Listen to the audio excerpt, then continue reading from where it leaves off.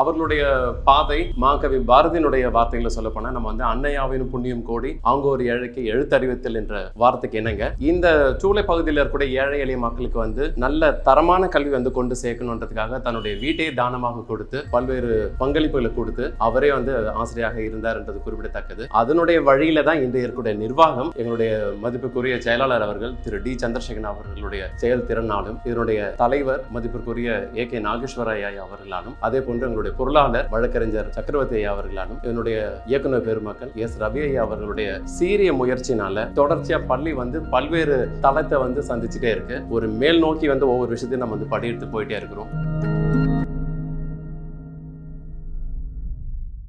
இந்த பள்ளியினுடைய செயலாளர் திரு சந்திரசேகர் அவர்களும் திரு ரவி சார் திரு நாகேஸ்வரர் அவருடைய கமிட்டி எனக்கு அப்படின்னாக்க இந்த பொறுப்பை வழங்கினார்கள். அப்பொழுது 2014 வழங்கும் பொழுது இந்த பள்ளியை அப்படி எல்லாரும் சேர்ந்து முடிவெடுத்து இந்த பள்ளியை கட்டணமாக மாற்ற வேண்டும் என்ற தீர்மானம் போடப்பட்டது. அதுக்கு முதல் அடித்தளமாக ஒரு பில்டிங் கட்டணும். அப்போ அப்படின்னா ஓல்டு ஸ்டூடெண்ட் எல்லாத்தையுமே ஓல்டு ஸ்டூடெண்ட் இந்துஸ்தான் பெட்ரோலியம் கார்பரேஷனுடைய ஊழியர்களிருந்து பணம் வசூலித்து அதை கட்டப்பட்டது.